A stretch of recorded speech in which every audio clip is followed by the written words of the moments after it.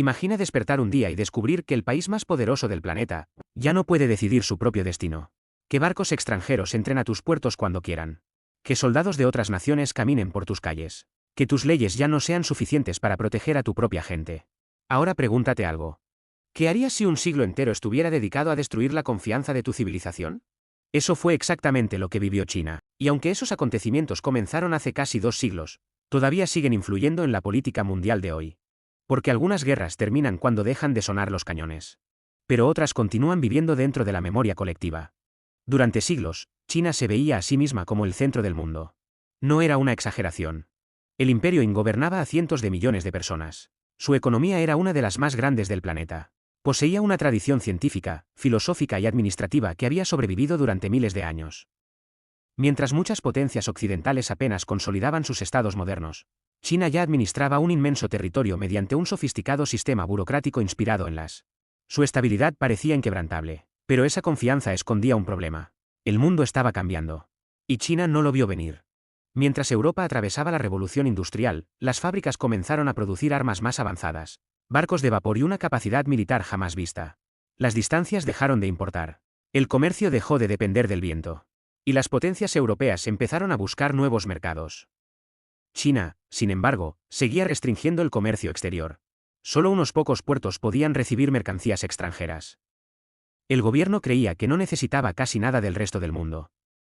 Y durante mucho tiempo, parecía tener razón, hasta que apareció un producto capaz de romper todo el equilibrio: el opio.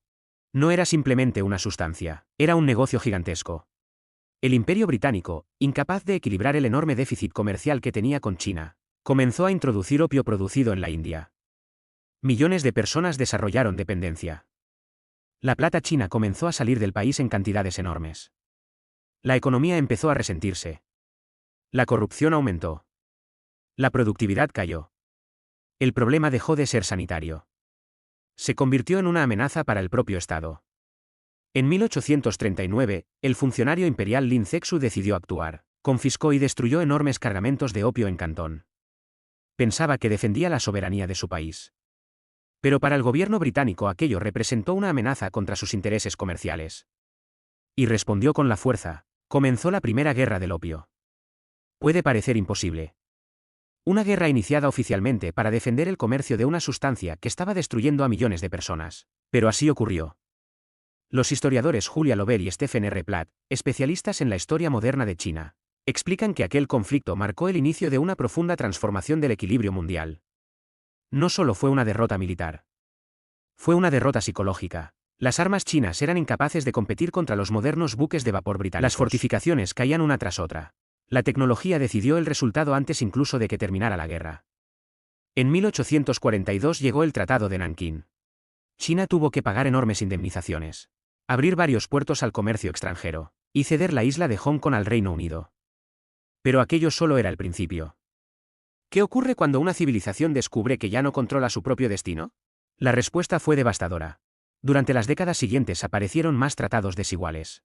Francia, Estados Unidos, Rusia y otras potencias exigieron privilegios similares. Los extranjeros obtenían derechos especiales. Muchos ni siquiera podían ser juzgados por las leyes chinas. La autoridad imperial comenzaba a desmoronarse. Y la población lo veía.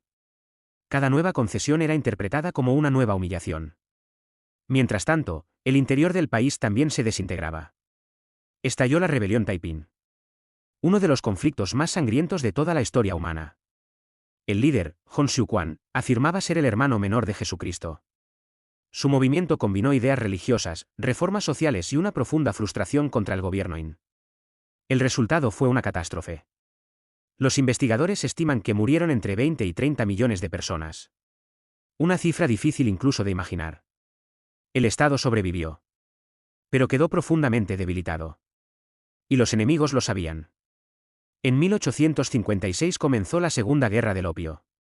Las tropas británicas y francesas avanzaron nuevamente. En 1860 ocuparon Pekín. Después hicieron algo que todavía permanece grabado en la memoria china. Incendiaron y saquearon el antiguo Palacio de Verano. No era solamente un conjunto de edificios. Era un símbolo de siglos de historia, arte y conocimiento. Miles de obras desaparecieron para siempre. Muchas aún permanecen repartidas por museos y colecciones privadas alrededor del mundo. Aquella imagen quedó grabada como una prueba visible de la impotencia del imperio.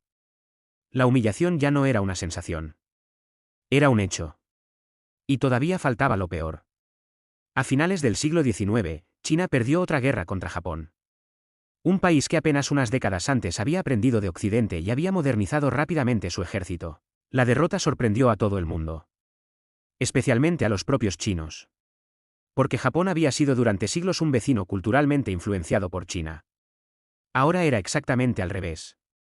Después llegó la rebelión de los Boxers. Un levantamiento nacionalista que intentó expulsar a los extranjeros. La respuesta fue inmediata. Una alianza internacional formada por 8 potencias invadió nuevamente el país. Las indemnizaciones crecieron aún más. La dependencia aumentó. La autoridad imperial prácticamente desapareció. El historiador John King Fairbank, uno de los mayores especialistas en historia china, sostiene que este largo periodo no puede entenderse solo como una sucesión de derrotas militares. Fue una transformación completa de la forma en que China empezó a verse a sí misma. Durante generaciones enteras, millones de personas crecieron escuchando que su civilización había sido derrotada, dividida y obligada a obedecer intereses extranjeros. Esa memoria no desaparece con un tratado. No desaparece con un cambio de gobierno. ¿Permanece? En 1911 cayó finalmente la dinastía Qin. Pero el llamado siglo de la humillación aún no había terminado. Vendrían guerras civiles. Invasiones japonesas. Y nuevos conflictos que prolongarían esa sensación de vulnerabilidad hasta mediados del siglo XX. Hoy, cuando China habla de soberanía, integridad territorial o independencia nacional, no solo está hablando del presente. También está hablando de ese recuerdo.